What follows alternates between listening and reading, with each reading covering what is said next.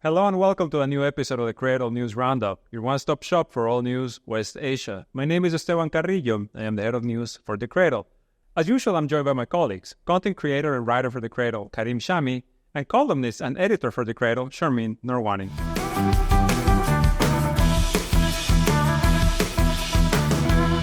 So this past weekend, huge news across the board, many things happening, but possibly for us, the biggest one of them all was, Israel kicking the hornet's nest by bombing Yemen in response to an unprecedented drone strike from Yemen into Tel Aviv, now the city that is considered by a majority of the world the capital of Israel, right? Only a handful of countries consider Jerusalem. We're talking about the center of Israel here. A drone that flies over 2,000 kilometers. It bypasses air defenses, not just Israeli air defenses, mind you, air defenses of the ships that have been deployed to the Red Sea and to the Mediterranean Sea to, protect Israeli trade interests, hit this building in Tel Aviv, injures a bunch of people, kills one person right by the U.S. consulate. And then Israel, what do? In typical Israeli fashion, they escalate. They bomb the port of Hodeida. They destroy this oil refinery. They blow up a power station. Just, go and drop so many bombs. It was huge fires. And now Yemen is saying, we're going to hit you back. Now, all restraints are off. If before Yemen was showing to be the one member of the Axis of Resistance that was really, willing to put themselves into the firing line in the name of Gaza, mind you, right? This is completely in the name of the Palestinians getting massacred in Gaza. Now it's just going to get even bigger, right? And Israel is a country that is struggling to defeat the Gaza resistance, cannot take on Hezbollah in the north, and yet they go and they bomb Yemen. The most fearless front of the resistance. I mean, the Yemenis must be just excited beyond belief. This gives them a whole range of targets, the likes of which they hadn't thought to hit before. There are several things that are interesting about this. One is, of course, everybody in awe of yet another new Yemeni weapon that we didn't know about the day before. The Jaffa drone, right? So the distance is an important factor. The engine, they're saying, is also an important factor. The fact that,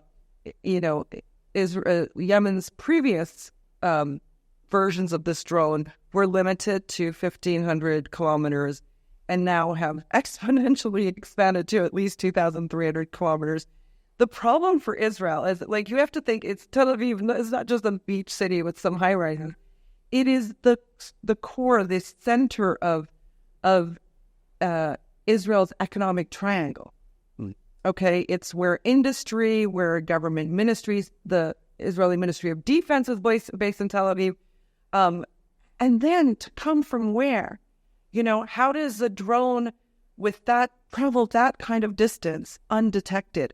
So this is something that I think is significant for the Israelis and cause of real concern, because it's generally, hard to identify and track drones, especially, they're low flying at low altitudes, just over the terrain. They hide behind terrain, hilly areas, etc. They're made out of non-metal materials because they're slow-moving. They can be made out of non-metal materials like fiberglass, carbon fiber, and different kinds of reinforced plastic.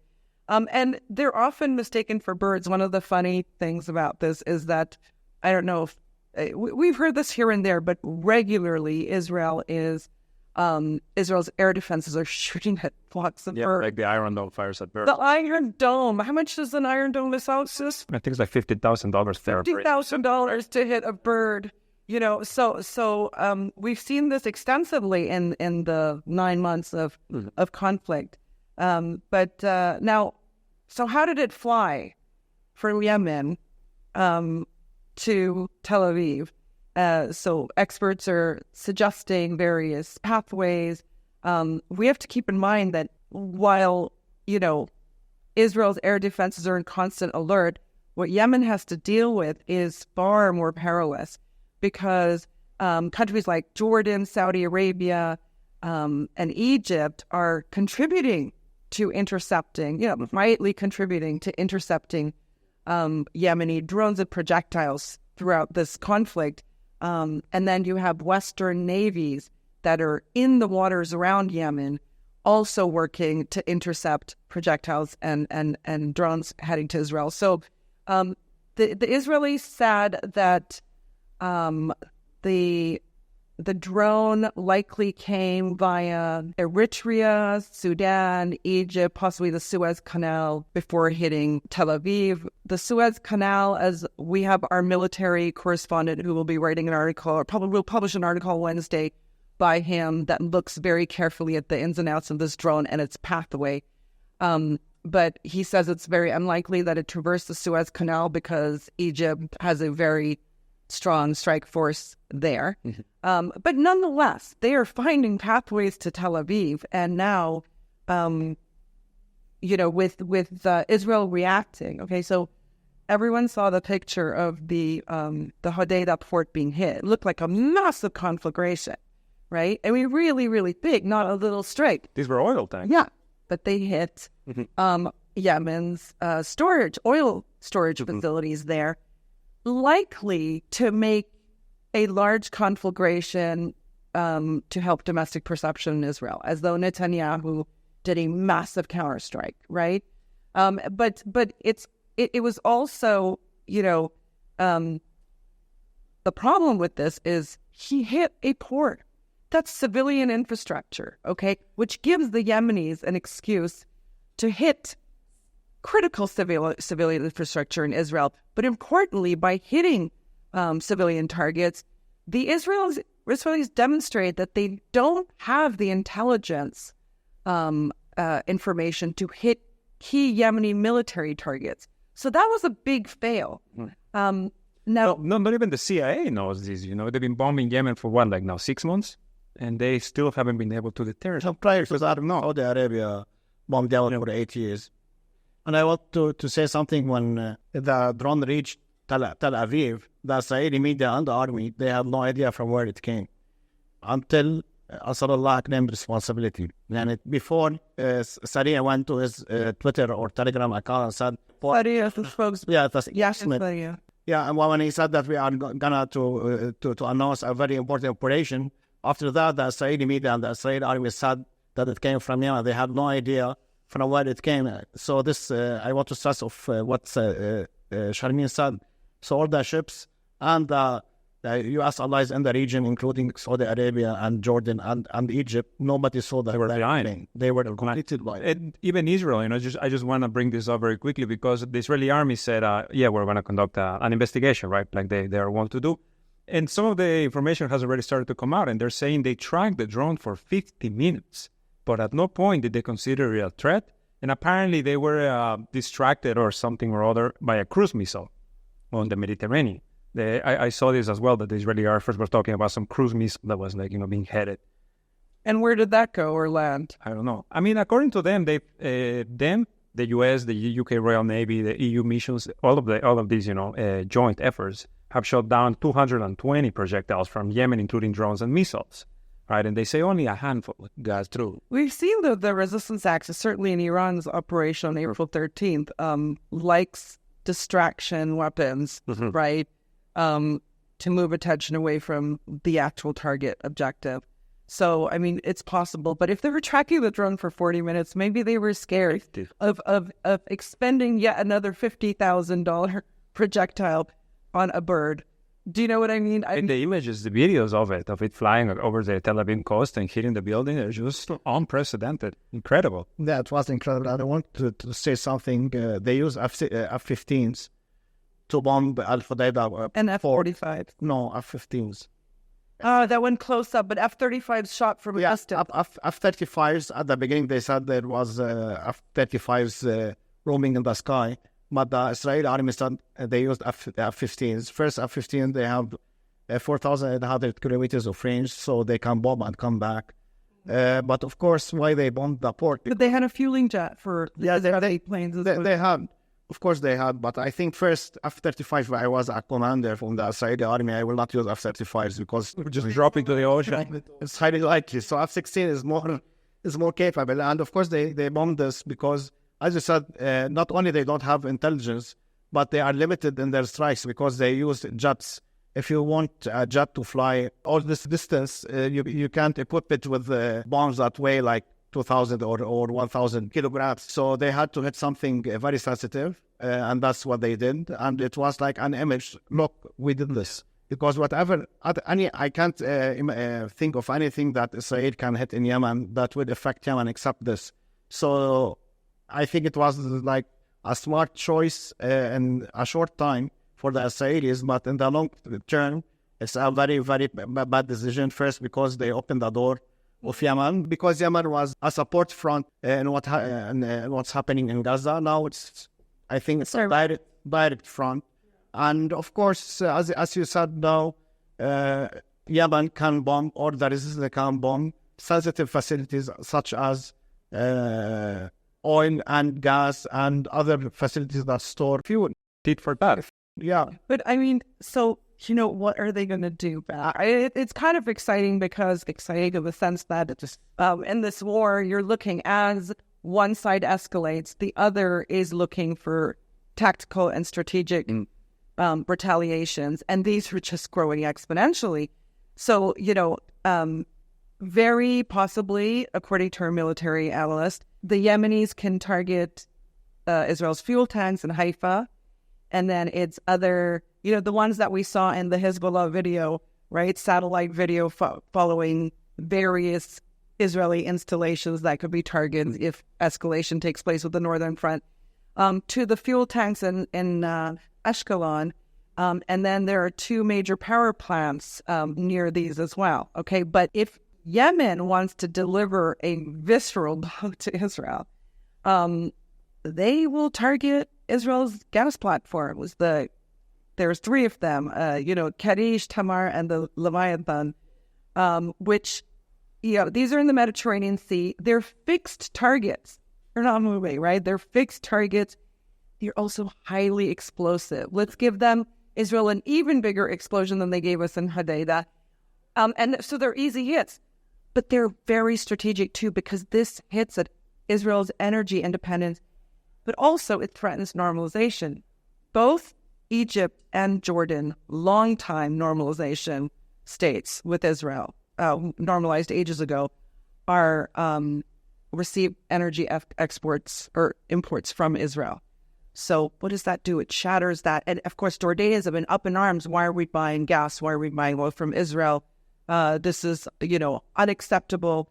But now they don't have to deal with the question. And this sort of takes out, and then don't forget, Israel has been wanting to, and it's thrust itself into the Eastern Mediterranean paradigm, but like how the Eastern Mediterranean will become the future energy hub for transportation of gas from the West Asia, the Mediterranean, to Europe. But imagine, Yemen hitting these gas platforms at a time in which the Israeli economy is just on the ground, right? Tens of thousands of businesses shutting their doors. One in every fourth Israeli saying, if I could migrate, I would leave. And, the reservist force completely depleted, the workforce depleted. And now they open, like you say, Charmaine, they open the door to Yemen to come and just hurt them even more. And just one thing is this quote from Ansarallah, a member, Kahumi, which he confirms, Yemen's response is coming and will be painful and agonized, right? So they immediately, after they hit Yemen, the Yemenis came out and said, well, now you're going to get it. Yeah. And I don't know if they will hit, as Charmaine said, gas and storage facilities, because in the last speech of Abdul Malik Houthi, he was clear and said that now we're under the fifth phase, and we're under the fifth phase with the drone that struck Tel Aviv, and we will declare Tel Aviv unsafe as an unsafe city. I think they will now concentrate more on Tel Aviv. Maybe like in a couple of months or 1 month when they declare the sixth stage, maybe this will be their aim, or they might hit it. We saw news of people taking shelter. Was that in Tel Aviv, or was that was it a day ago or something? Today, yesterday, there was like a crazy thing happening in the Israeli media, and everybody was saying that we are afraid of the retaliation of Yemen. Yemen retaliation is coming. We have intelligence that it's coming, and nothing happened. But this shows that the Israelis and the government and the army are really concerned about the retaliation of Yemen. And I wanted to say, can you explain also to our viewers? You said Ansarallah has declared its fifth phase. Explain the phases before, because sort of meld into each other afterwards. Yeah, the first phase was to strike any Israeli ship or Israeli linked ship, and then they expanded in the Red Sea. And then they expanded their operation and said any ship going or heading to Israel, if it was Israeli or linked, or if it's not even linked to any Israeli businessman or company.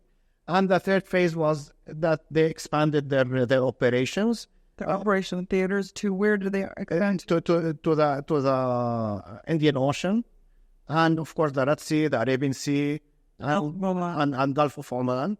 And the fourth phase was, of course, to also prevent ships that are heading to the Mediterranean and to the Cape of Good Hope. So these are the four phases that the Yemenis took to support the Palestinians. And now the fifth phase is to target Tel Aviv in a regular basis. And I also want to comment also on the first phase, Eilat was included. Yeah, they used to target Eilat, which is the port city in southern Israel, and to target Israeli linked or on ship. Which they targeted Eilat immediately after the port strike, but clarify that this was not the retaliation. I know if I was the Yemenis, I would stop bombing Eilat, because Eilat is like... the port is bankrupt. I saw just yesterday, there were mass layoffs there. It's just like done and finished. Only one ship went to Eilat in 2024. Till now, only one ship entered Eilat. Was it Chinese? I don't know.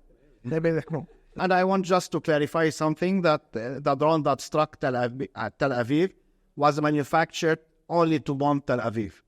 Abdul Malik al-Houthi said in his speech that this weapon was manufactured not long ago. After 7 of October, it was manufactured, and now they have a large stockpile of it. And this drone was manufactured and for only one purpose, is to target. That's why they called it Jaffa. Yeah, that's what they called it, Jaffa, and Jaffa is the Arabic word or the Arabic translation of Tel Aviv. So Karim, what I wanted to ask you was, you are our Yemen expert, in-house Yemen expert. To give our viewers just a bit of a quick explanation, who is Ansarallah, right? Because we keep hearing in Western media, right? Who are the Houthis? Why are the Houthis attacking Israel? There's a lot of misinformation, starting from the fact that they keep calling them the Houthis.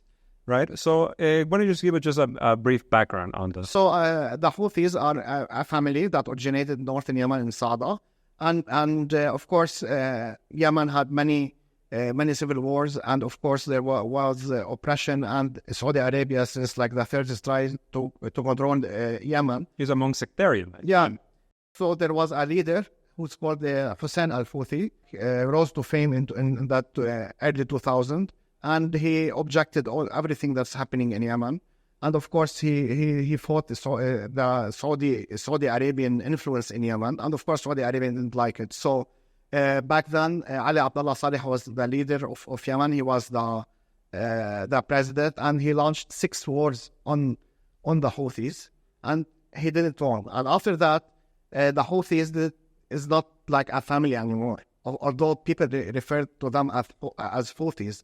So this guy who's Hussein al-Houthi made a movement, and it's called Ansarallah. So now who is ruling in Yemen? They are Ansarallah. It's a movement that was created by this guy who's called Hussein al-Houthi.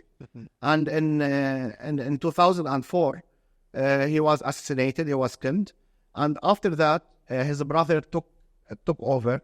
Who is Abdul Malik Badruddin al-Houthi, the current leader. He was only 24, 25 years old when he took the leadership of Ansarallah. Until then, Ansarallah was still only they have a strong hold only on northern Yemen. But when the Arab Spring started in 2011 and 2012, of course, many movements in the Arab world, including Ansarallah, they gained popularity because people needed hope. Still to now, the Arab world needs hope. They want somebody to save them from the oppression or from the war, from wars, economy, whatever. So many people followed Ansarallah movement, and of course followed the leader Abdul Malik Badruddin al-Houthi. In 2014, Ali Abdullah Saleh was replaced by Mansour Hadi. He was appointed. He was not elected by Saudi Arabia. He was appointed as the new president of Yemen. And then a big protest erupted, and the leaders of this protest was Ansarallah. They took control over Sana'a and the majority of Yemen. And after a couple of months, in the year 2015, Saudi Arabia declared the war on Yemen alongside UAE and 6-7 countries. And the war erupted, and they started as a small group from a family, originated from the family, and gained popularity until they reached the capital, and they took over the capital. I mean, I think the main thing to put in perspective for people who don't know Yemen as well as some of the other countries and domestic conflicts in these countries is that the Houthis who became Ansarallah are the Arab Spring of Yemen. While, you're cheering the Arab Springs in Egypt and Syria and Libya, you would actually have been on the same side of the Houthis in Yemen. They were the ones who took to the streets and demanded more representation in government and the removal of a Saudi-backed authoritarian leader.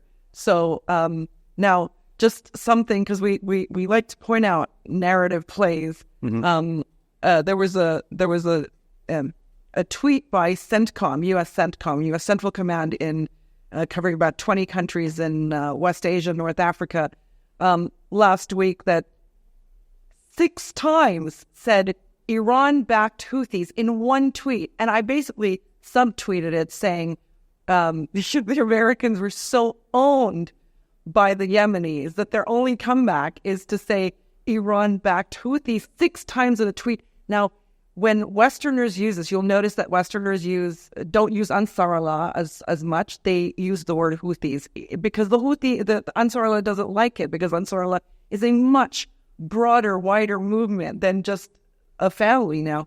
But so the Americans and Western capitals, they tend to publications tend to use Houthis and as a poke, but then now increasingly Iran-backed Houthis. Whereas their own, from WikiLeaks State Department cables that we saw, they claim over and over again that in fact the Ansarallah does not get weapons from Iran, that it gets it largely from the Yemeni military and other sources, and in fact they're not Shia, they're Zaydis, and they look to they don't look to Ali Khamenei as their as their leader. So if you look at secret U.S. documents, they understand fully what this organization is, but publicly they talk about Iran-backed. But even recently, over the past year, over the past recent months, there was a report in which, I forget if it was the CIA, was definitely a Western intelligence agency, saying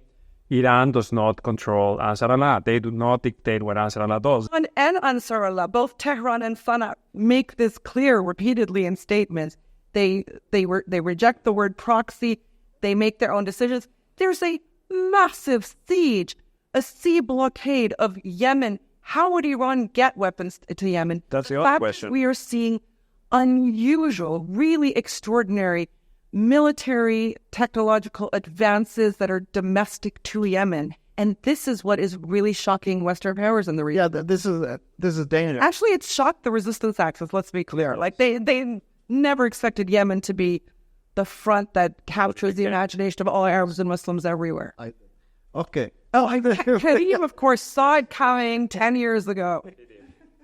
So it's very dangerous what they are doing, because they know that they implemented this in our hands as Arabs from Morocco to Southern Oman, that Arabs, they can't manufacture, their brains don't function. They're stupid. They discovered mathematics and astronomy, but they're stupid. And we can't manufacture or anything of that. But now people are seeing that a new movement, which is only like 24 years old and only took control 9 years ago, they are being able to manufacture drones that travel around 2,000 kilometers plus.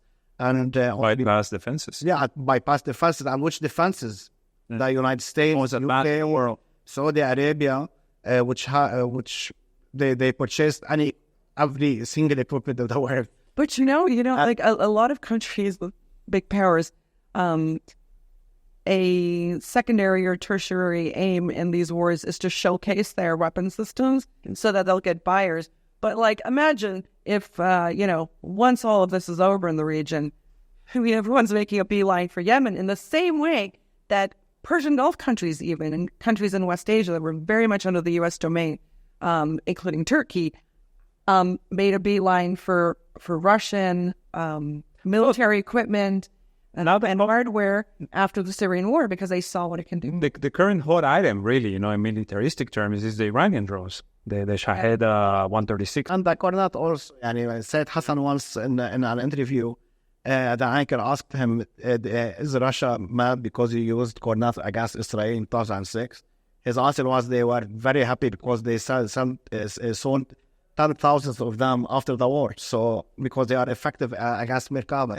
Now they bring up Russia, and I wanted to just two things. One, to a point that was made earlier about how Israel was kind of not expecting, or nobody was expecting Yemen, to do this. When Yemen started their pro-Palestine operations, the U.S., the Pentagon, Pentagon officials came out and said, well, you see, there was kind of a blind spot in Yemen. We weren't paying attention to Yemen at all. They admitted it a few months ago. They came out, they said it, and that just now they're starting to gather intelligence.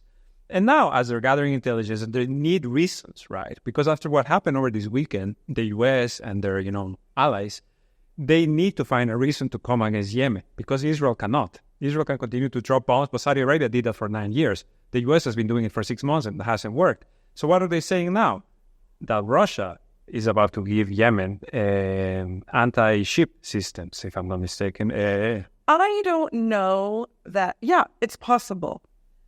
But how they transport it there, I don't know. This could also be Western propaganda as they heat up for the elections. I really don't think Russia's going to step in and say, let me fund, a country that is so effectively destroying the militaries of not just the U.S., which would be fair game for the Russians, but, other countries too, and countries in the region that Russia is allied with, that is a member of OPEC Plus when. What they're saying is Saudi Arabia Putin down. That's what they're claiming. Yeah. As though that could happen. But, Israel cracked open the worst possible front to face. Yemen, which has, let's be honest, worn down collectively the militaries of the U.S., the UK, Saudi Arabia, and the UAE. Yemen, the sandal-wearing Houthis from the Iran-backed Houthis from the mountainous regions who are completely besieged and are starving because we besieged them so effectively, who have no economy of note, have literally decimated, the efforts of the Americans, the British, the Saudis, and the Emiratis. And Israel decides to jump into that pond? I mean, really? What's funny? What's funny is that since 2-3 years they are mocking Russia that it couldn't destroy Ukraine. Yeah. Although Ukraine is being backed by all of NATO. Every single Western person, not only government maybe, and you see donations everywhere, whatever. And the United States Navy, which is considered the number one navy and military at the same time in the world, couldn't deter Yemen.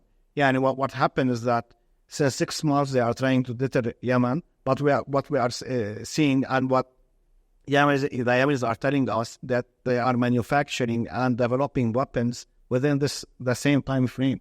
So as if the United States did nothing. If their production lines inside Gaza, and we've seen these factory production lines Imagine what Yemen has. But, you talked about deterrence, which I think brings us maybe back to where we started, the Israeli operation on Hodeidah port and the retaliation. So the main question, and please, jump in and answer, was Yemen deterred by Israel's strike on Hodeidah port? Because if deterrence wasn't one of Israel's calculation, just having a big fire on video was what Netanyahu was thinking as he was packing his suitcase to board a plane to Washington, D.C., then is there any military strategy in Israel's thinking? I don't think it's a military strategy, but they gained a good image in the media, and especially in the Saudi and Saudi-backed media and UAE-backed media and the Arab world. I read many things, and they are saying, for instance, you struck Israel, look what happened to you, as if they are preparing the mentality of the Arabs also. No, that's why, see, we are smart, we didn't attack Israel, we are not against Israel, because look what might happen to us. That's what they are portraying.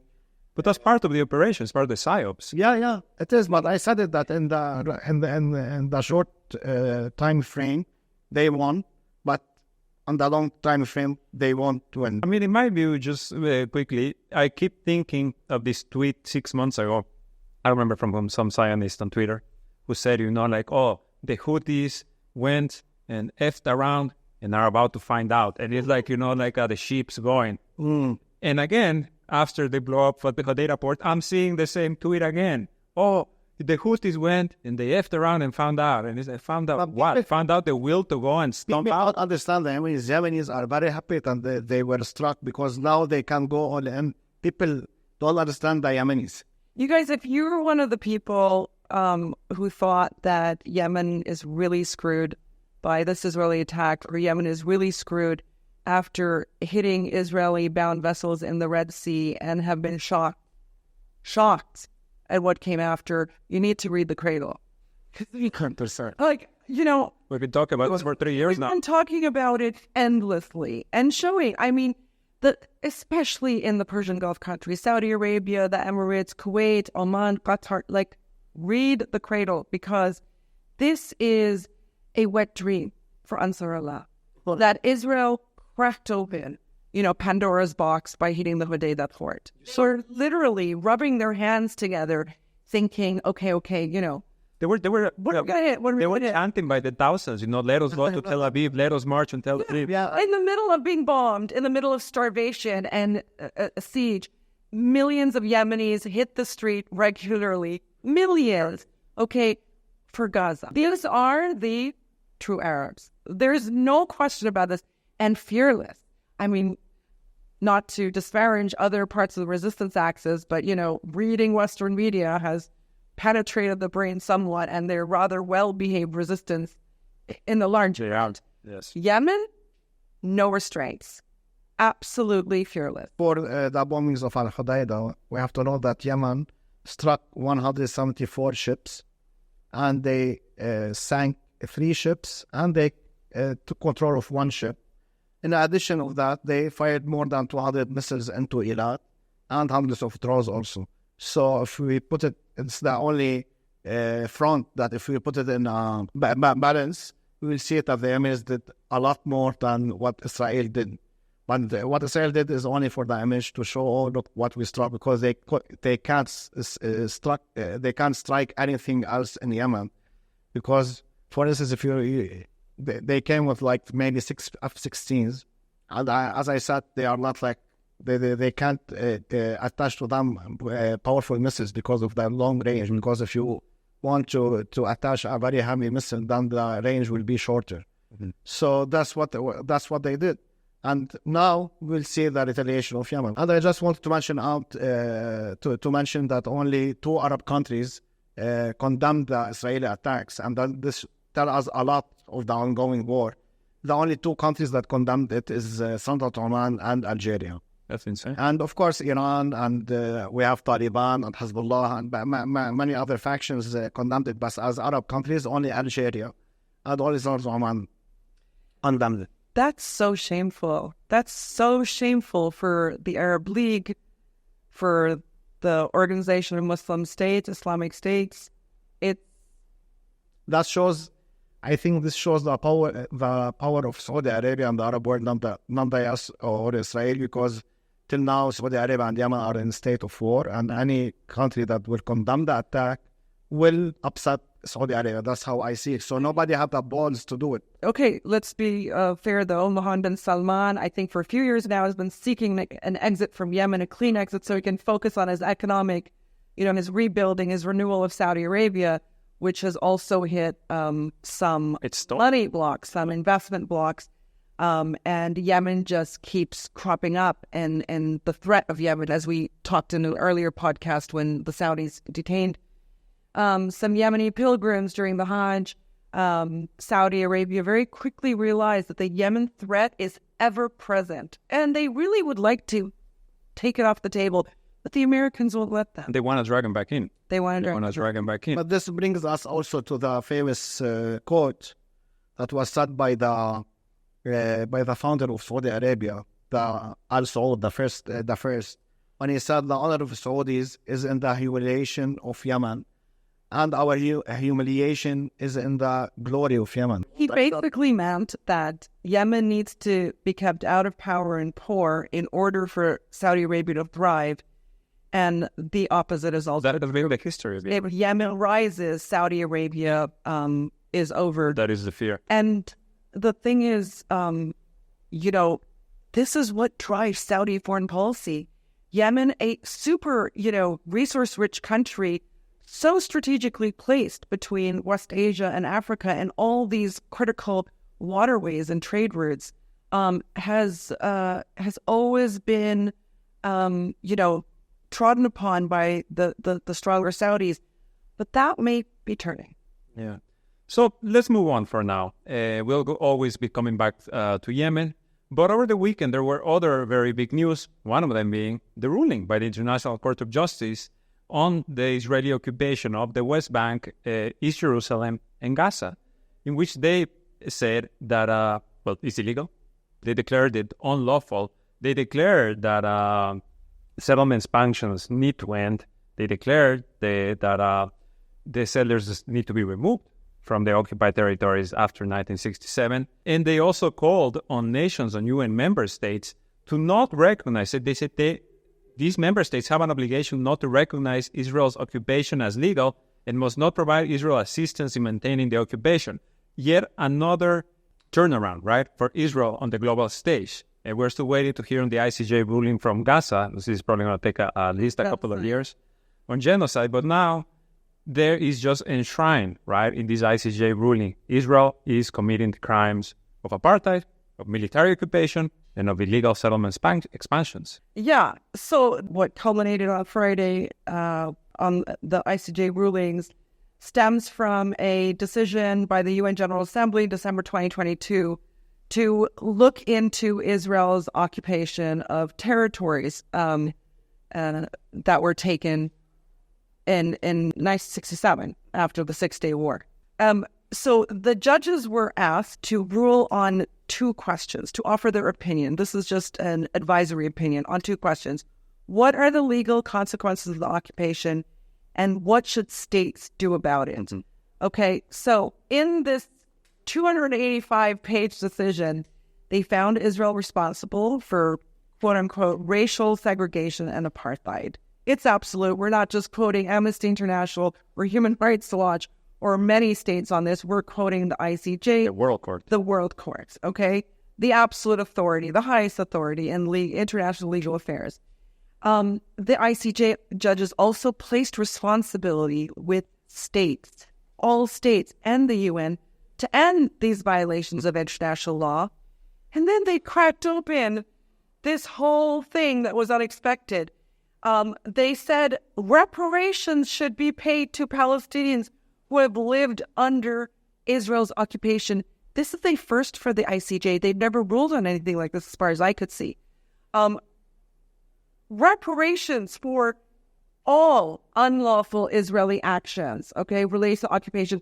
That's like house demolitions. That's like killing of royalty. That's like detaining a Palestinian illegally. That's the torture of Palestinians, the injury of Palestinians, the displacement of Palestinians, burning their olive crops, taking their land, preventing their children from going to school, bombing now, droning refugee camps. All of these are open to reparations. Now, like to date, the Israelis receive reparation payments from Germany from World War II. Imagine, okay, that's Germany, major, until recently, the most major EU economy there was, and imagine what happens to the rest of Israel's economy if reparation payments are filed. Now, the ICJ does not have, its advisory opinions are not legally binding in the sense that it cannot force states to act. But because it's the highest international court in the world, this is like an absolute legal decision, okay, that will define international law on this issue. Its ruling cracks open a Pandora's box, potentially, of private lawsuits and state-supported lawsuits that can tie up Israel's resources indefinitely, okay? What Israel and the Americans and the British and others, the Western unipolar world, has used for decades, lawfare, okay, to tie the hands of governments, to tie the hands of individuals, to persecute and bulldoze over international law, can now come back at boomerang, okay, and hit them in the face. The court, importantly, also ruled that nations cannot offer aid, financial aid and support to Israel's occupation. That means now nations can be held accountable in courts. Americans maybe don't care about it because they just rig their court system, but the EU, which is so regulation heavy that they can't possibly, escape their own regulation news, is going to be very much under the gun on this. One court case, setting a precedent in any EU capital, can reverberate throughout the entire organization, which means, boom, all material assistance to Israel could stop overnight the moment a case gets filed, because they know it's coming. International law actually supports this. The other side, the multipolar world, the global south, have just not had the means and the efficiency to litigate as widely as the West has. So these are all important things. Now, in terms of the reactions, so a lot of international legal experts, and I've sort of been scouring articles here and there, have said that nobody expected anything like this. Nobody expected any ruling as far-reaching as this. Some of these issues were not even on the table. I suspect reparations was one of them, Or even the evacuation, I guess. The evacuation of the settlers. Evacuation of the settlers, that the nations around the world, all countries and the UN, must immediately end Israel's occupation of the Palestinian territories, which in this case are the West Bank, Gaza Strip, East Jerusalem, though I don't see why Golan Heights wasn't involved. I guess it's just worth mentioning that we're talking about 700,000 settlers in the West Bank alone. 700,000 settlers who will start killing Israeli soldiers if they come for them, and led by Israeli ministers like Ben-Gvir and Shmuel. Yes, and also the commander-in-chief of the Israeli army is also a West Bank settler. But, one legal commentator said the judges are basically telling Israel, it's enough, you just have to leave. That's a huge step. By the way, on the Israeli reaction, you're hearing things like, oh, the ICJ rulings are toothless, they're superficial. That's bemoaning the fact that there was no discussion at all of Israel's legal rights in these occupied territories, that no information has been provided to the court to substantiate Israel's deep historical claims, which means God gave it to them. But Sharmila, they couldn't call God to the witness stand, so they just had to bemoan the fact that they had no representation on their side. Note, of course, that 50 countries testified in February to the ICJ, almost all of them in support of ending Israel's occupation, except the handful, meaning Canada, the UK, which, made some lame arguments that basically, buoyed their rules-based order. But Sharmin, the ICJ is Hamas. We've known this for a while. ICJ is Yahya Sinwar in disguise. Indeed. So, Sharmin, I know you're very excited about this because before 7 October, you told me, imagine this moment happens, and it happened. You told me, imagine that people will be able to sue Israel. What I don't understand is, for instance, I am a Palestinian who lives in the West Bank. I was kicked out of my house. Okay? What can I do? And if I am a Palestinian who lives in the UK, for instance, and I was kicked out, and now I live in the UK and have my Palestinian family with me, what can I do? It's more about opening the door here. It's more about setting the precedent. Because yes, when it comes to these rulings, Israel, the US, the UK, it might as well be toilet paper for them. There's not going to do anything for them, but the precedent is there. And at some point, things could change. I'm telling you the way this works, okay? So if you file a lawsuit, let's say you're a Palestinian who had some hectares of land in the West Bank that were essentially caught. You were run off your land, okay? You have legal deeds to it. Not everyone has legal deeds because the way the old system worked of transfer of lands was often orally and kept within the communities. You have a legal deed. You can file a lawsuit, let's say in Brussels or other, ACE jurisdictions. That's for lawyers to determine. And you'll get a ruling because this is international law. This is international law now. There's no question about it. You have the right to your property. It's yours. Nobody paid you for it, right? So it's yours.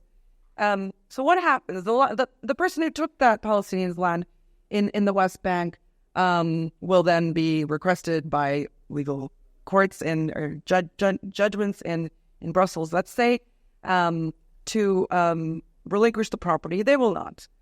Is that person going to be able to travel to any country in Europe? Are they? Are the authorities who back up that settler who's taken that Palestinian land going to be able to travel to jurisdictions in Europe? So this is how you chip away lawsuits. Private lawsuits or state-supported lawsuits can chip away at the lawfare, the maze that the Israelis and the Americans and their supporters have created, so that Israel can operate with impunity. Now, there is punishment on the docket. Not just the occupation is illegal, this is apartheid, that's humanitarian law, etc. You can go to a whole bunch of other cases for that. But private property law, this is going to open Pandora's box. The millions of Palestinians who live in diaspora are often in, good situations. We have a lot of Palestinian millionaires. We have a lot of Palestinian billionaires. Palestinians are per capita the most well-educated Arabs, period. At least, things I read from a decade or so ago show. But they are also very successful business owners in the countries they have resettled in, but their hearts are in Palestine. They're always linked to Palestine. They go back when they can to visit. Of course, one day it's next year in Jerusalem. That is a theme from them. So those people are going to be galvanized by not just a ruling like this, an astonishing ruling, but also look at the times we're in, the Gaza war, the Gaza genocide, unceasing, that has further galvanized Palestinians, right? The hearts and souls of not just them, but tens of millions of others around. Like the civilized world? Yeah, and then the absolute decline of the unipolar world, of the hemorrhaging of U.S. power projection. These are all going to incentivize people who just thought a lawsuit was, a dream, into actually filing suits. And I think we're going to see, some good ones, because there are a lot of NGO organizations that do these kind of lawsuits. But once they start, that trickle will become a flood. So that's the answer to your question. How to agree? Yes, yeah. Okay.